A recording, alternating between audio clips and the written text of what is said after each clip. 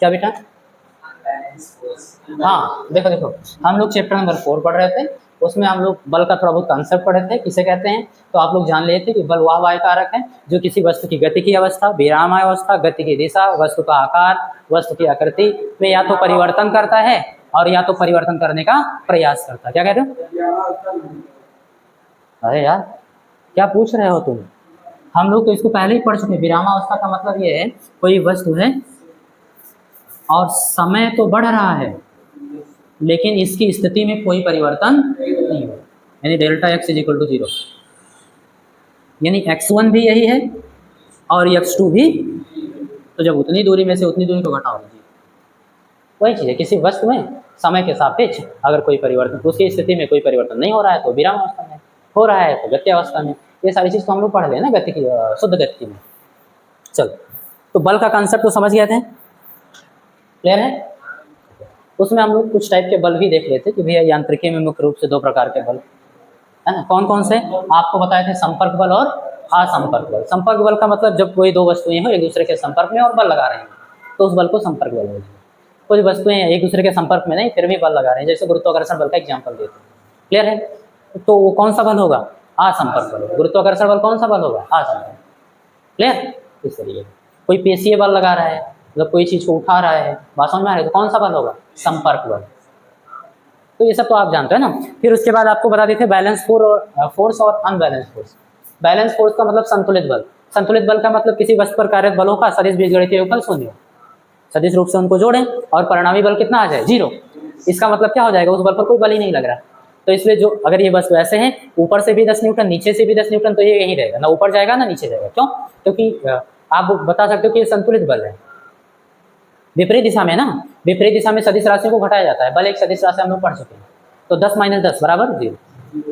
जब भी परिणामी निकालना हो, सदिश राशियां एक दिशा में हो तो उनके परिमाण को जोड़ लेंगे और अगर विपरीत दिशा में हो तो उनके परिमाण को घटा लेंगे। फार्मूला लगाओ ही मत, डायरेक्ट आ जाएगा आंसर। और अगर कोई कोण बना रहे तो फार्मूला लगा देना, समझ गए? ओके, तो यहाँ तक पढ़ लेते हैं ना। उसके बाद भी 2-4 बल देख लेते हैं। जैसे हम लोग को काम लगेगा भार, किससे काम लगेगा? भार। देख लेते हैं क्या होता है।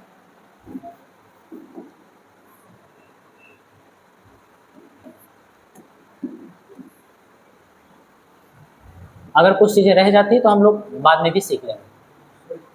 जी बेटा बताओ। भेज दिया हूँ, अभी उस पर चर्चा कर लेंगे। अगर पीडीएफ नहीं पहुंचा है तो देख लेंगे, है ना। पहले हम लोग पढ़ लें भार। देखो वेट क्या होता है, किसी वस्तु का भार क्या होता है आप बताओगे?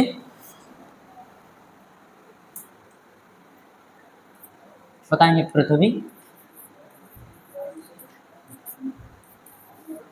किसी वस्तु को, किसी वस्तु को, पृथ्वी किसी वस्तु को जिस बल से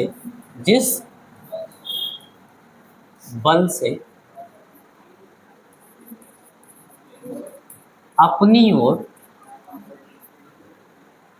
आकर्षित करती है या खींचती है, जो भी मन के आप लिखो, अपनी भाषा में लिखो, खींचती है। बात समझ आ रही है? उसे उस वस्तु का, चलो पूरी परिभाषा लिख दिया, उस वस्तु का भार कहते हैं।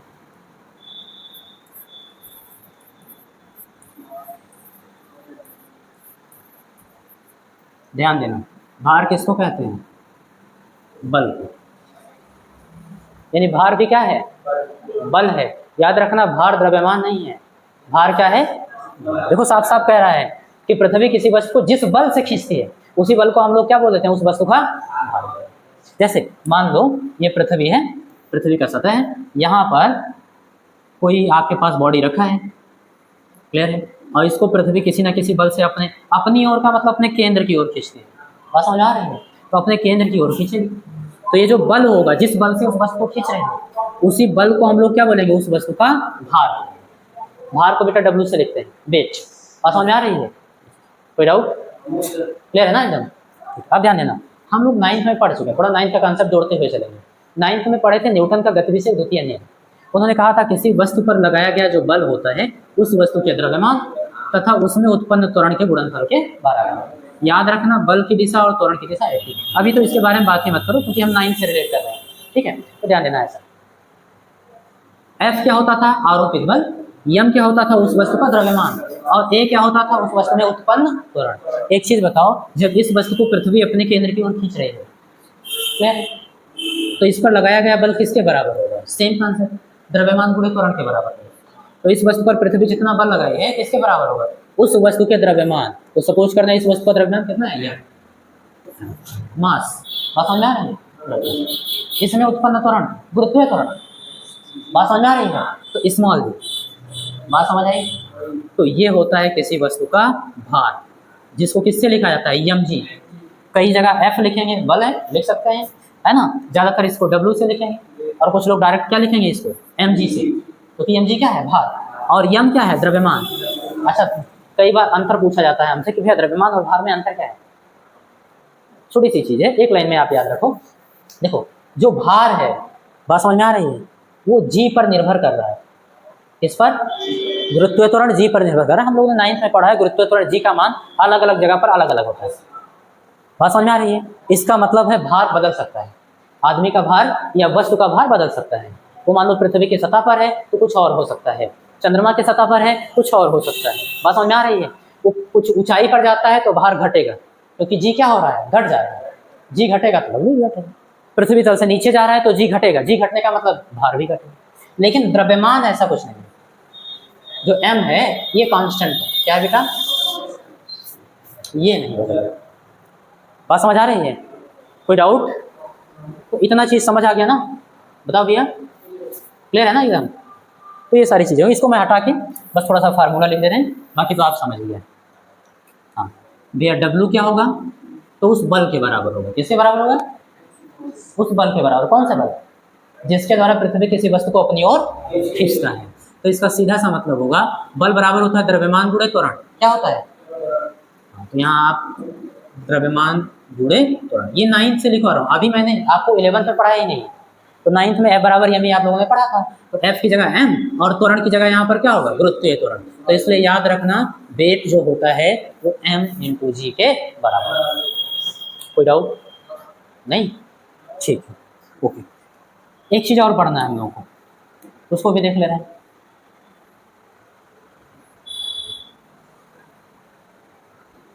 यहाँ पर लिख सकते हैं नॉर्मल रिएक्शन फोर्स। इसको बोलते हैं बेटा अभिलंब प्रतिक्रिया बल। क्या बोलते हैं?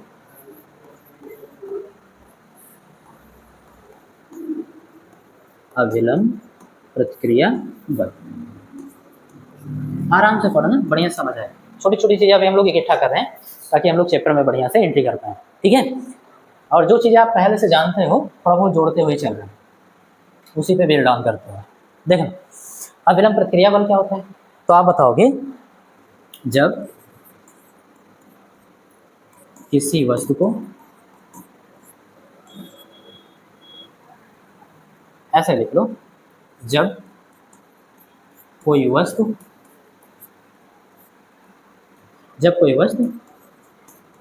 किसी दृढ़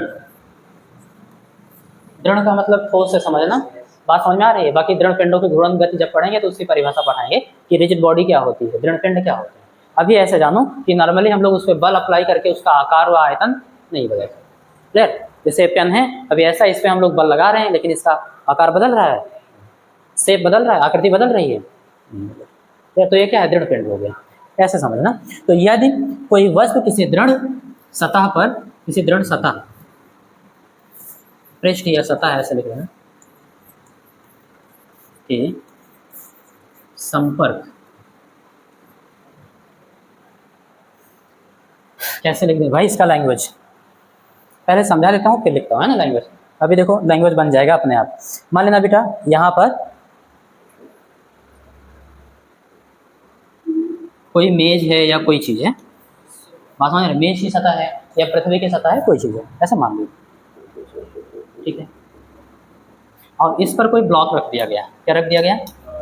ब्लॉक का मतलब गुटका, लकड़ी का है या किसी भी चीज़, पत्थर है, कुछ भी, ऐसे रख दिया गया। बात समझ में आ रही है? ये क्या है बेटा? गुटका है। तो अब एक चीज तो आपको पता चल गया भैया, क्या? कि कोई भी वस्तु होगा तो पृथ्वी तो उसको खींचेगी। बात समझ आ रही है? तो इस वस्तु को पृथ्वी ऐसे नीचे की ओर खींच रही है। बात समझ आ रही है? ओके। किस बल से खींचेगी? उसके भार के बराबर। वही परिभाषा ही है, किसी वस्तु को पृथ्वी जिस बल से अपने केंद्र की ओर खींचती है हम उसे उस वस्तु का भार कहते हैं। तो आप बताओगे एम जी, क्या लोग बताओगे बेटा?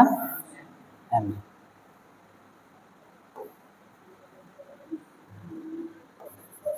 यही तो इसका भार है। इसका द्रव्यमान हम लोग क्या मान लेंगे? एम। तो हो गया द्रव्यमान गुणे त्वरण, हो गया बल, इसी बल से पृथ्वी खींच रही है। अब देखो जब इस बल से पृथ्वी खींच रही है, इतना दाब ये पृथ्वी पर लगा रहा है, तो न्यूटन का क्रिया प्रतिक्रिया का नियम भी हम लोग 9th में पढ़े थे। पृथ्वी भी इस पर बल लगा रही होगी। बात समझ आ रही है? तो इस गुटके पर बल लग रहा होगा और ठीक इसके विपरीत डायरेक्शन में। समझना, इस बल की डायरेक्शन अभी बता रहा हूँ क्या होगी। इस बल की जो डायरेक्शन होती है वो इसके संपर्क सतह के लंबवत होती है। संपर्क सतह देखो ऐसे है ना, ऐसे। अगर संपर्क सतह मान लो आनत का लो, गुटका ऐसे रखा हो, तो ध्यान से समझना, डायरेक्शन समझना है। तो इस पर जो इधर की ओर लगेगा अभिलंब प्रतिक्रिया बल, क्योंकि संपर्क सतह ऐसे है ना, तो इसके अभिलंबोत ऐसे काम। बात समझिए, देखो संपर्क सतह के 9 के लिए। कोई डाउट? डायरेक्शन तो पता चल गई ना।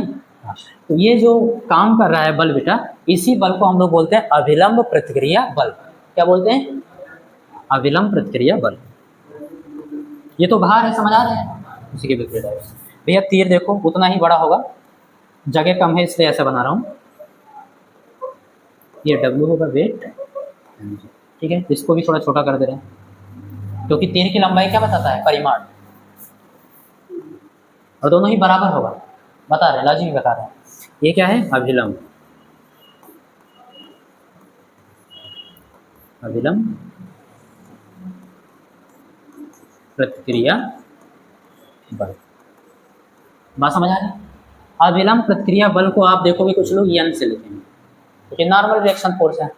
बात समझ आ रही है? तो इसलिए कुछ लोग क्या करते हैं, उसको एन से लिख देते हैं। या फिर कुछ लोग रिएक्शन फोर्स है तो इसको किससे लिखते हैं? आप जैसे मन के वैसे लिखो, संकेत से कोई मतलब, बस हमको समझ आना चाहिए, ठीक है। तो ये अभिलंब प्रतिक्रिया बल हो गया। बताओ बेटा, ये बात समझ आ रही? तो बस इसी को परिभाषित करके लिख देना 1-2 लाइन में, ताकि हम लोग समझ पाएँ क्या है और क्या नहीं है। ये सारी चीज़ याद रहे, लंबोत होगा, क्लियर? तो हम लोग लिख देंगे,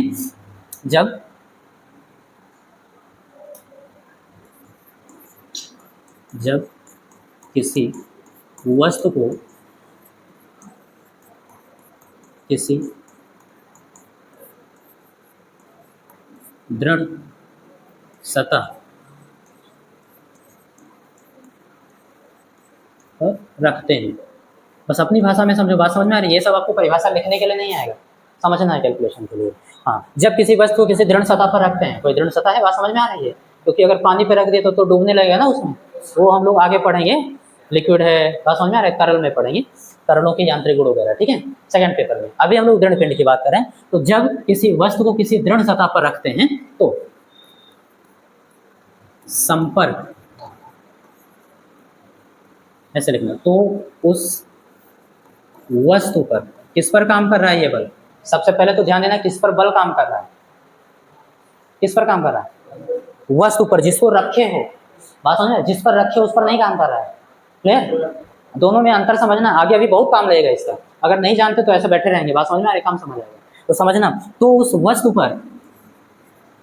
वस्तु पर काम करेगा। और कैसे काम? तो उस वस्तु पर संपर्क सतह के लंबवत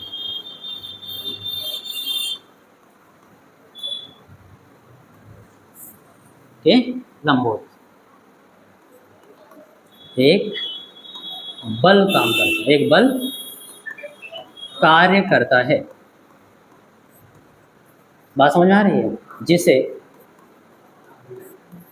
बिल्कुल सही, देखो इसका नाम ही क्या है? अभिलंब। तो इससे पता चल रहा है कि लंबवत होगा। अभिलंब प्रतिक्रिया का मतलब कोई बल एक्शन के रूप में उस पर काम कर रहा होगा, उसका रिएक्शन फोर्स है। बात समझ में आ रही है?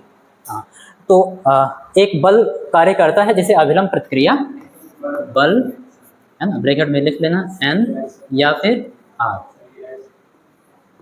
कहते हैं। बताओ बेटा, बात समझ आ रही? कुछ चीजें इनके अंडरलाइन करना, हाईलाइट करना। जब किसी वस्तु को किसी दृढ़ सतह पर रखते हैं तो उस वस्तु पर किस पर काम करेगा बल? उस वस्तु पर। और कैसे काम करेगा? लंबवत। अब किसके लंबवत काम कर रहा है? संपर्क सतह के। वो आप ढूंढ दोगे। बात समझ में आ रही है? तो ये चीज याद रखना कि लंबवत काम करता है, इसको हाईलाइट करके रखना। ठीक, ये चलो हाईलाइट कर लें जहाँ जगह कम है। ठीक है, अच्छा इसमें अभी कुछ चीजें और समझाऊंगा आपको, ध्यान देना थोड़ा। देखो देखो, एक्शन के रूप में कौन काम कर रहा है? ये वस्तु का भार काम कर रहा है।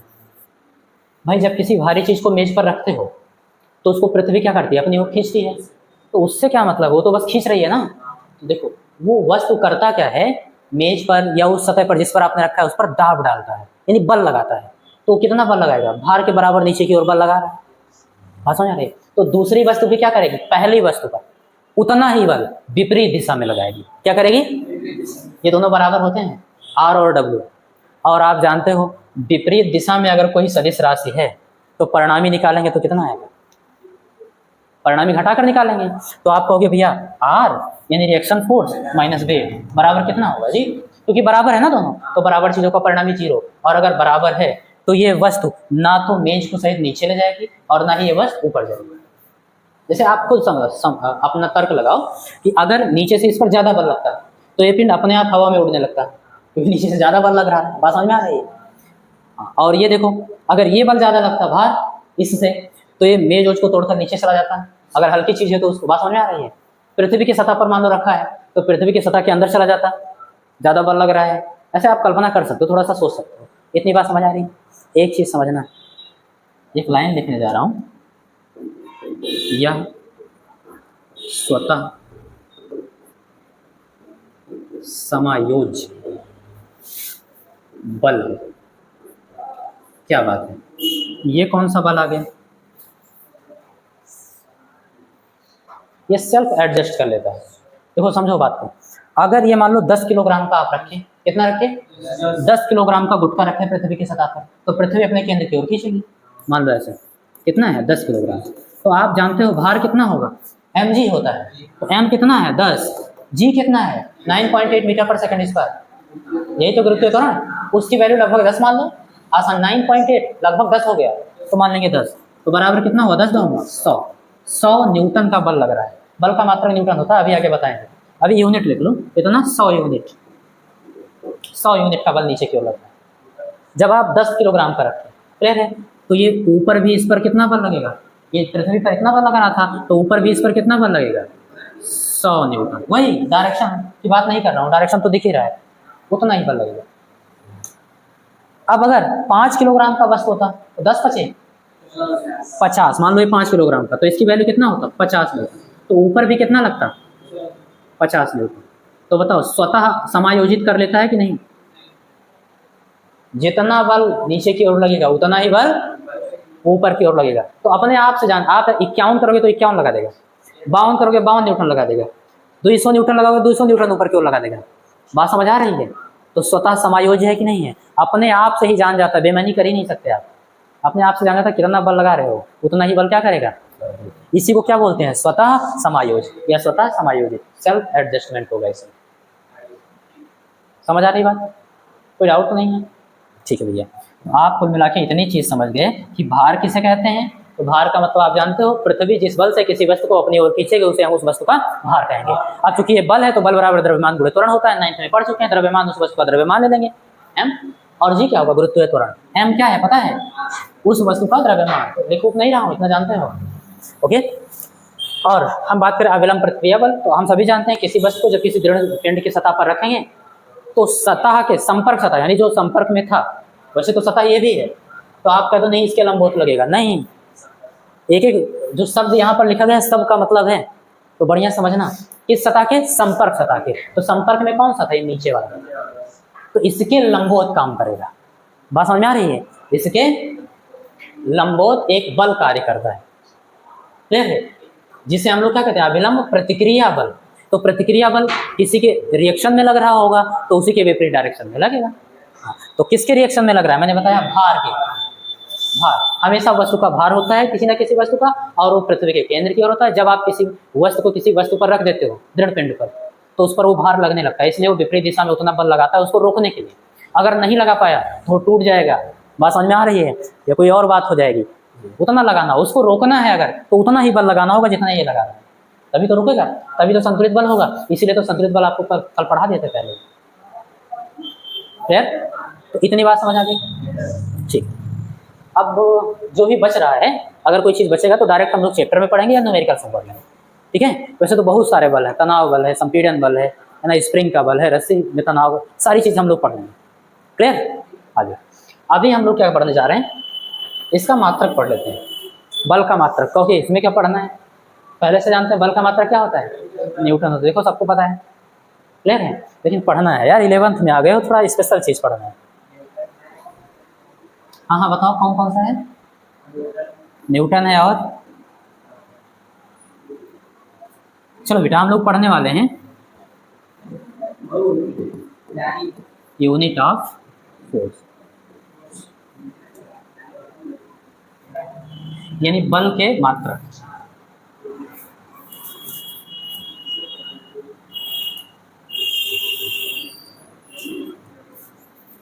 बल के, चलो समझना बात को। देखो बेटा, जो बल का मात्रक हम लोग पढ़ने जा रहे हैं, इसको दो भागों में बांट कर पढ़ेंगे। कितने? दो भागों में। क्यों बांट रहे हैं अभी पता चल जाएगा।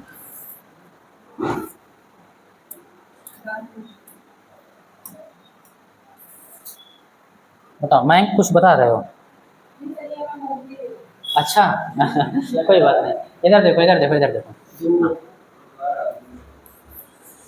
फर्स्ट एक तो बताएंगे एब्सोल्यूट,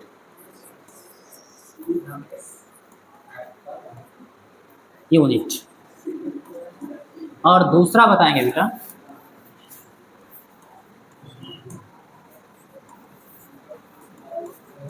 ग्रेविटेशनल यूनिट। नहीं बातचीत मत करो, नहीं कम समझ आएगा अभी, ये इंपॉर्टेंट चीज कोई भी हो। इधर देखना बेटा, तो एब्सोल्यूट यूनिट को हिंदी में बोलते हैं बेटा निरपेक्ष। क्या बोलते हैं? कभी कभी इसी को लिखा मिलेगा परम, परम या फिर निरपेक्ष मात्रक। ओके अच्छा, ग्रेविटेशनल को तो जानते ही हो, गुरुत्वीय, गुरुत्वीय मात्रक। दोनों में डिफरेंस क्या है, दोनों समझा दे रहा हूँ। सबसे पहले याद रखना, जो परम निरपेक्ष का मतलब वही चीज हुआ दूसरे पर निर्भर ना करे। बात समझ में आ रही है? इससे तुलना ना करना पड़े। निर्भरता का मतलब तुलना करना पड़ेगा ना। तो निरपेक्ष एक मात्रक होता है जो सब जगह क्या रहता है, बराबर रहता है। यहाँ पर आप ऐसे लिख सकते हो, इसका मान गुरुत्वीय त्वरण स्मॉल जी पर बिल्कुल सही निर्भर नहीं करता।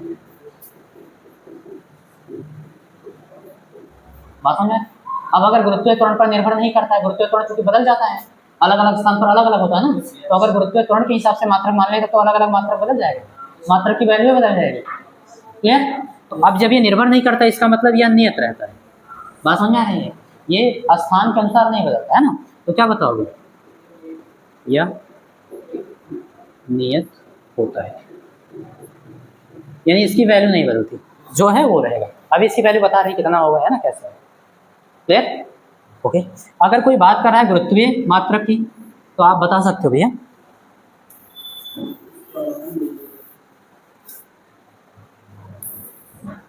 इसका मान बिल्कुल सही जी पर निर्भर करता है।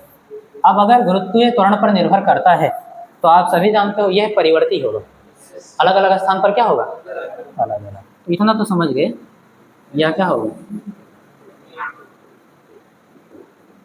परिवर्ती होता है, यानी कि नियत नहीं होता, परिवर्ती होता। बात समझ आ रही है? ओके, एक एक करके पढ़ लेते हैं। पहले एब्सोल्यूट यूनिट देखते हैं कौन सा होगा, उसके बाद ग्रेविटेशनल यूनिट देखते हैं। ठीक है? और दोनों का मतलब बढ़िया समझना, क्योंकि ज़्यादातर क्वेश्चन क्या करता है, आपको यूनिट में फंसाता है। कंसेप्ट तो आप सीख ही लेते हो, या बराबर ये याद कर लेते हो, सारी चीज़ यूनिट बदल देता है और उसी में आप परेशान हो जाते हो कौन सा है। ठीक है, तो यहीं पर आप एकदम डीप में समझ लो। चलो अभी हम लोग कौन सा पढ़ने वाले हैं, फर्स्ट मीन्स एब्सोल्यूट यूनिट। कौन सा बेटा, बिल्कुल सही, फर्स्ट वाला हम लोग देख रहे हैं।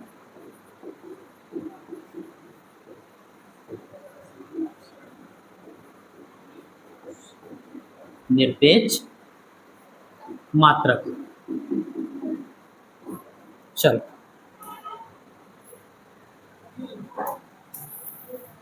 देखते हैं क्या होगा। तो सबसे पहले दो पढ़ ले रहे हैं, कौन सा, तो एक तो पढ़ ले रहे हैं एसआई यूनिट और दूसरा पढ़ ले रहे हैं सीजीएस। क्लियर, दो ज़्यादा प्रचलन में दोनों देख ले रहे हैं। सबसे पहले एसआई यानी कि एसआई मात्रक, तो आप बताएंगे न्यूटन। कौन सा बेटा,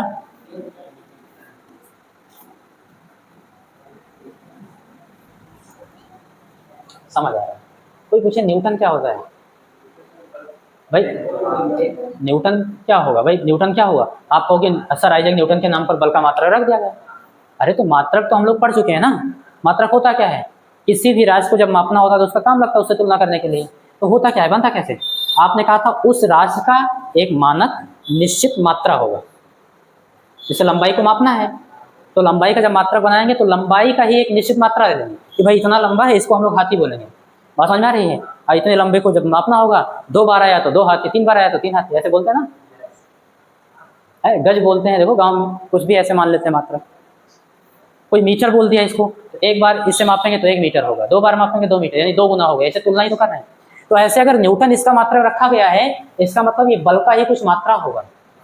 न्यूटन क्या है, बल का कुछ भाग होगा, और उसी को क्या बोल दिया गया, न्यूटन। कहा गया इसे तुलना करेंगे, इतना बल होगा तो 1 न्यूटन बोलेंगे, 2 गुना होगा तो 2 न्यूटन बोलेंगे।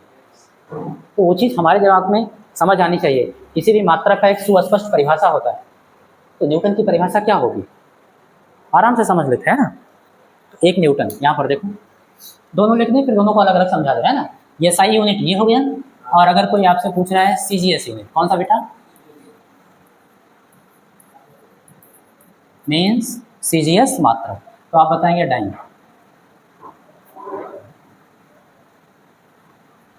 क्या होता है डाइन, क्लियर है? अब दोनों को समझ लेते हैं कि वह न्यूटन क्या होता है और डाइन। ऐसे लिखो यहीं पर, 1 न्यूटन वह बल है, यानी ये भी क्या है, बल है, बल की ही मात्रा है ना। तो बता सकते हो 1 न्यूटन वह बल है या बल की वह मात्रा है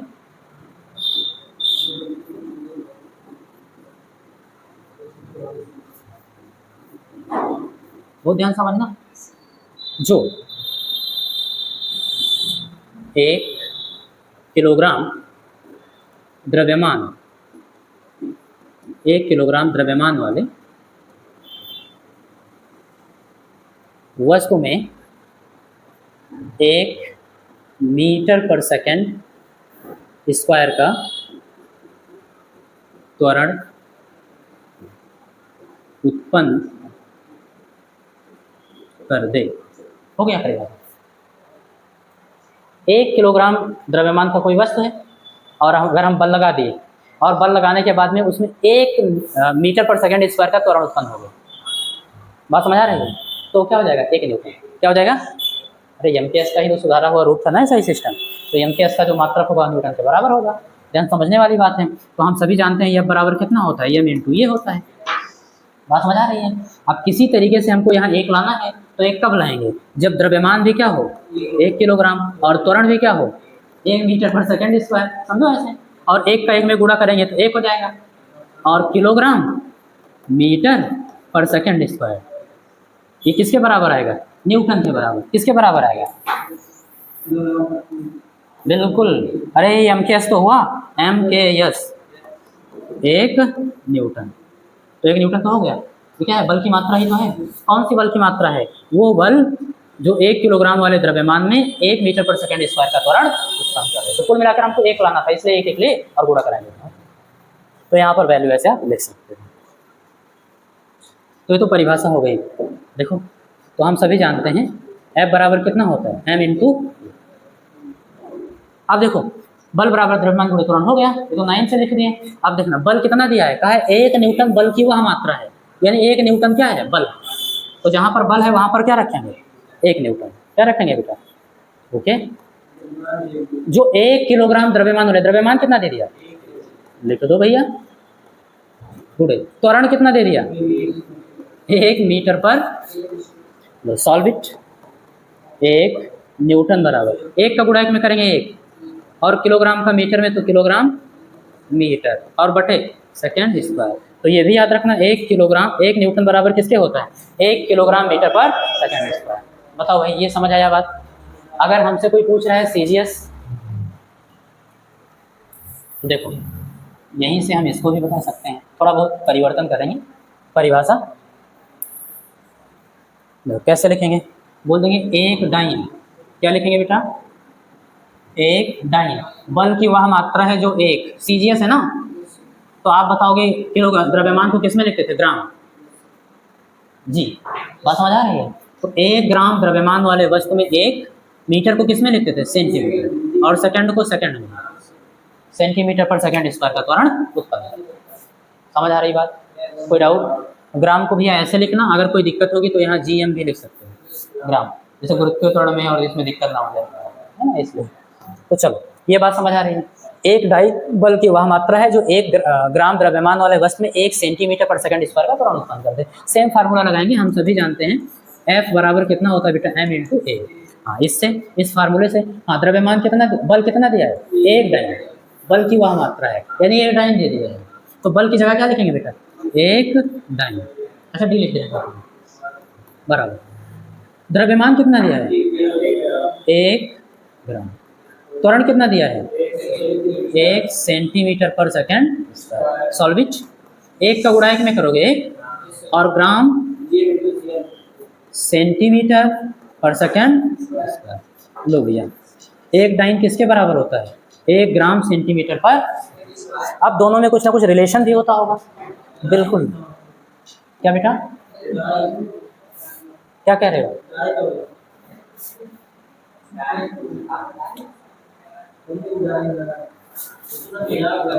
आप बताओ न्यूटन का मतलब। ऐसे डाइन भी क्या है, सीजीएस पद्धति में मात्रक है बल, यानी बल का ही लिखा तो है बेटा। हम किसका मात्रक पढ़ रहे हैं, बल के मात्रक पढ़ रहे हैं, 2 भागों में बांटकर, निरपेक्ष मात्रक, गुरुत्वीय मात्रक। तो अभी पहला वाला पढ़ रहे हैं, निरपेक्ष मात्रक, लिखना तो रिलेट कर ही सकते हैं, क्लियर। हाँ, तो एसआई यूनिट क्या हो गया, न्यूटन। सीजीएस यूनिट क्या हो गया, डाइन। अब इतने छोटे छोटे अगर तर्क करोगे तो मुझे सोचना पड़ेगा। हाँ, इतनी बात क्लियर है। अब देखो इन दोनों में रिलेशन होता है।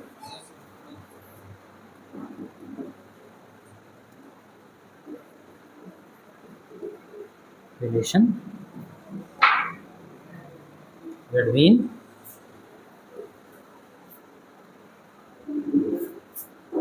Newton and dyne. ओके, इसको देख ले रहे हैं थोड़ा।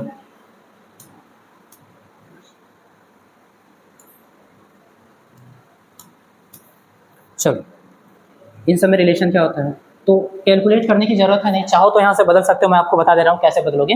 किलोग्राम की जगह क्या लिखोगे, हाँ भैया 1 किलोग्राम की जगह, हमको सीजीएस में बदलना ना, तो 1000 ग्राम। मीटर की जगह पर 100 सेंटीमीटर, तो 1000 गुणे 100, और ये किस में बदल गया, ग्राम सेंटीमीटर। और सेकंड तो उसी में रहता है ना।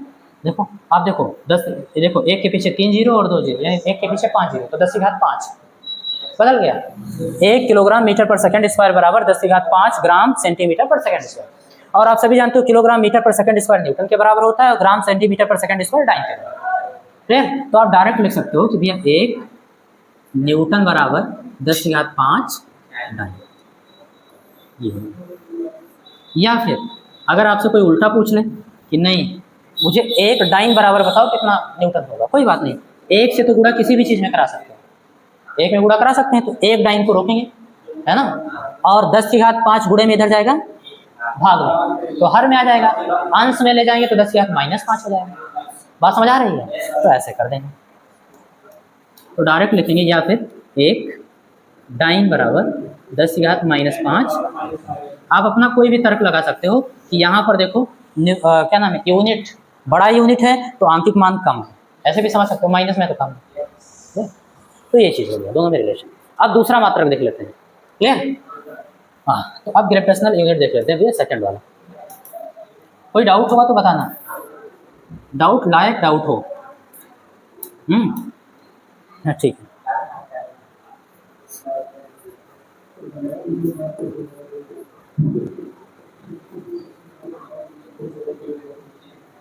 ग्रेविटेशनल यूनिट,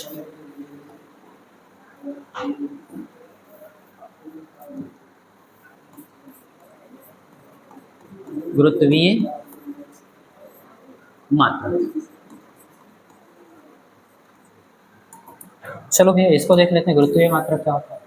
इसमें भी वही दो सिस्टम लेंगे, एसआई सिस्टम और सीजीएस सिस्टम। तो देखो भैया एसआई में देख लेते हैं, एसआई मात्रक कौन सा होगा, तो आप बताएंगे एसआई मात्रक जो इसका होता है वो किलोग्राम, पूरा लिख दे रहे हैं ना, किलोग्राम भार। क्या होता है? किलोग्राम भार।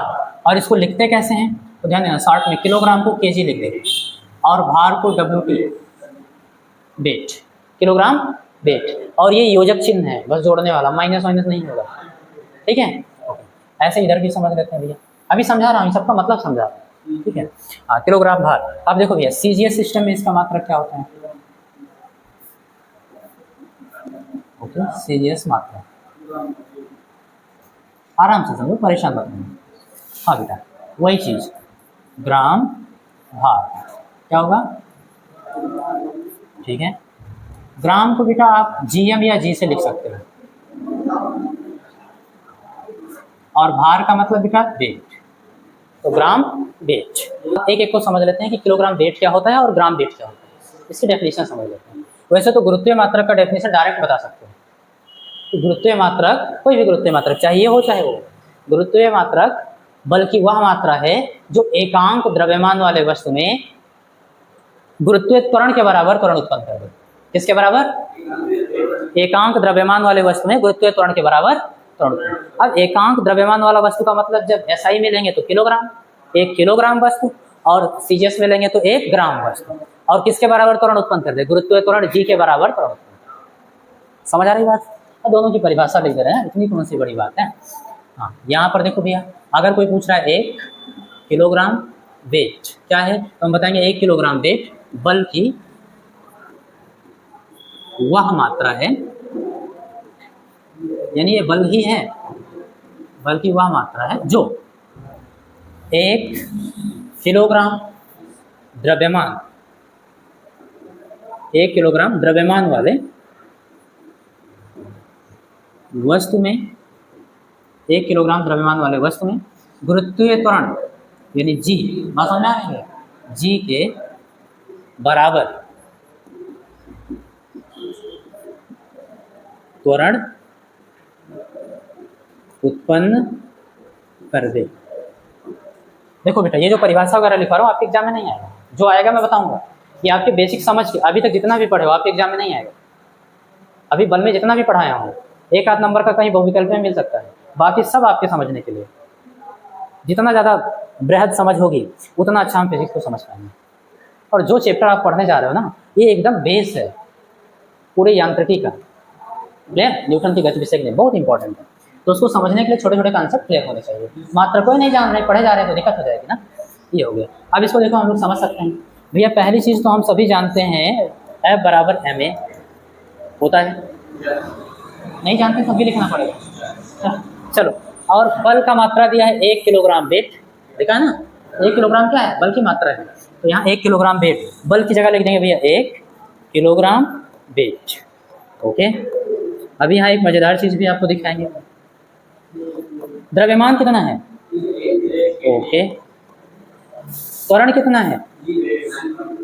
जी मीटर पर मात्रा को MKS वाला रखेंगे ना, ओके, गुणा कराएंगे। देखो जी का 1 में गुणा कराएंगे, समझ आ रही बात? ओके, किलोग्राम मीटर पर, ये किसके बराबर? 1 किलोग्राम वेट।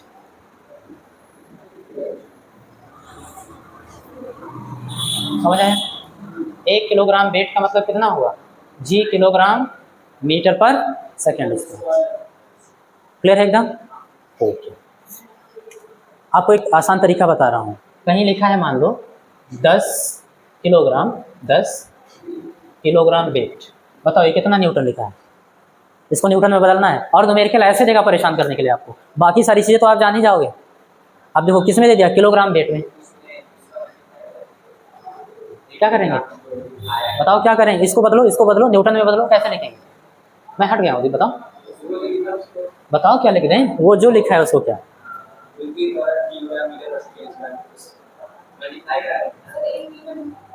ना देखो आराम से समझो कि भैया जहाँ किलोग्राम वेट लिखा है, भाई 1 से तो गुणा किसी भी चीज़ में करा सकते हो ना, गुणे 1 करा दो, ये लो 1 किलोग्राम वेट हो गया। अगर 1 से दिक्कत हो तो 1 किलोग्राम वेट की जगह क्या लिख सकते हो? जी किलोग्राम मीटर पर सेकेंड, और किलोग्राम मीटर पर सेकेंड स्क्वायर ही तो न्यूटन है। बात समझ आ रही है? तो ये बदल गया 10 गुणे जी न्यूटन। यानी याद रखना, किलोग्राम वेट में अगर कोई मात्रक दिया है बल का, ठीक है, तो केवल गुरुत्वीय त्वरण जी से गुणा करा दो। किससे गुणा करा दो? गुरुत्वीय त्वरण से गुणा करा दो, न्यूटन में बदल जाएगा। यानी इसको दूसरे तरीके से ऐसे भी लिखा जा सकता है, दोनों तरीके से लिखो, ये लिखो,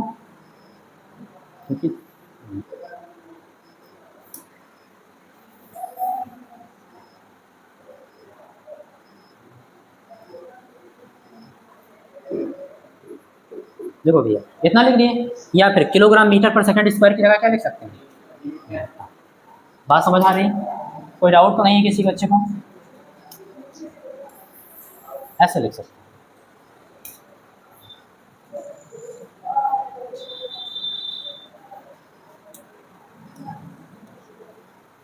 कोई बात तो चाहे वो लिखना चाहिए लिखना, यानी किलोग्राम 1 किलोग्राम वेट जी न्यूटन के बराबर होता है। जहाँ जी क्या है? गुरुत्वीय त्वरण है। 9.8 से गुणा करा तो न्यूटन में बदल जाएगा, यानी लगभग 10। अगर जल्दी में है तो 10 से गुणा करा देना, ठीक है? अब बात कर लेते हैं सीजीएस क्या होता है, यहीं से उठा लेते हैं, थोड़ा बहुत परिवर्तन कर देते हैं, आसानी से हो जाएगा। आओ भैया देख लेते हैं इसको भी।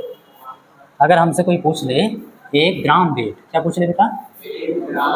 ग्राम वेट, बल की वह मात्रा है जो 1 ग्राम द्रव्यमान वाले वस्तु में जी के बराबर त्वरण उत्पन्न करे, वही चीज। सेम फार्मूला अप्लाई करेंगे क्या? क्योंकि हम सभी जानते हैं बराबर एम इंटू ए, बिल्कुल सही। द्रव्य बल कितना दिया है?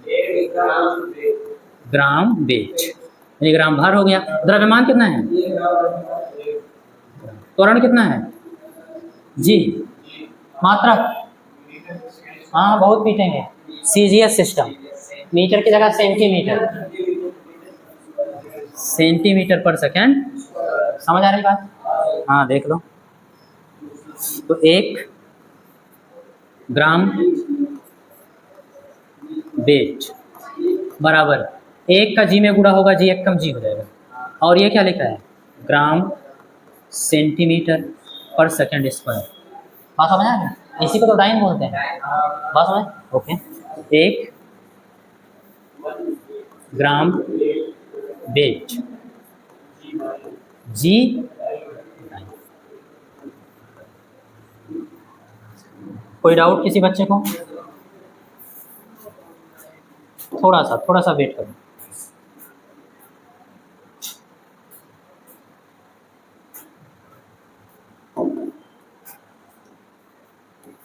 थोड़ा सजा दें,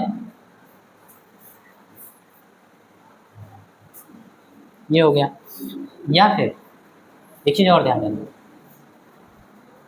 देखो बाबू, देखो ग्राम वेट बल ही तो है, तो इसको कुछ लोग लिखते हैं ऐसे, 1 ग्राम फोर्स, 1 ग्राम फोर्स बराबर जी डाइन, क्या लिखते हैं?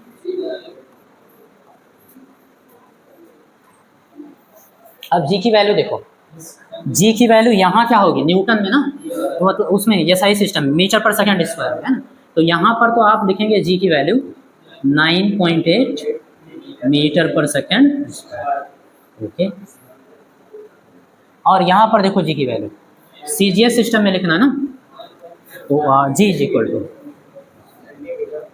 9.8, अभी रुको, मीटर पर सेकंड स्क्वायर तो होता है, अरे कैसे आप लोग सेंटीमीटर में लिख दोगे, वही वैल्यू मीटर वही वैल्यू सेंटीमीटर, नहीं वैल्यू बदलो ना आप, जहाँ मीटर लिखा है वहाँ 1 मीटर बराबर 100 सेंटीमीटर, 100 लिखोगे, क्या लिखोगे 100 सेंटीमीटर, तो 100 का इसमें गुणा करा देना, तो जब 100 से गुणा कराओगे तो 2 अंक दशमलव उधर चला जाएगा 980, ये लगभग है, हालांकि 9.81 करके है ना, लगभग इतना 980, और मीटर की जगह क्या हो गया पर सेकंड स्क्वायर। इतनी बात समझ आ रही है? ओके, तो याद रखना जब SI सिस्टम में रखना होगा जी की वैल्यू तो 9.8 रखेंगे, कितना रखेंगे, और जब CGS सिस्टम में रखना होगा तो 980 सेंटीमीटर पर सेकंड, तो जहाँ जी लिखा है वहाँ क्या लिख सकते हैं 980 सेंटीमीटर पर सेकंड स्क्वायर है ना, वो तो जी की वैल्यू रखेंगे, तो इसमें वो भी तो आएगा ना, द्रव्यमान भी तो है, ग्राम सेंटीमीटर पर सेकंड स्क्वायर आएगा, तो ग्राम सेंटीमीटर पर सेकंड स्क्वायर किसके बराबर होगा, इसको पढ़ना, 1 GF बराबर 980 डाइन, समझ पा रहे हो? हाँ, तो अगर होगी तो थोड़ा दूर हो जाना, नहीं तो एक GF 980 डाइन तुम्हारा करियर खराब कर देगी भाई, कोई बात नहीं, यहाँ हम लोग समझेंगे ग्राम फोर्स, 1 ग्राम फोर्स बराबर 980 डाइन, क्लियर? तो आज की क्लास यही रखते हैं, बाकी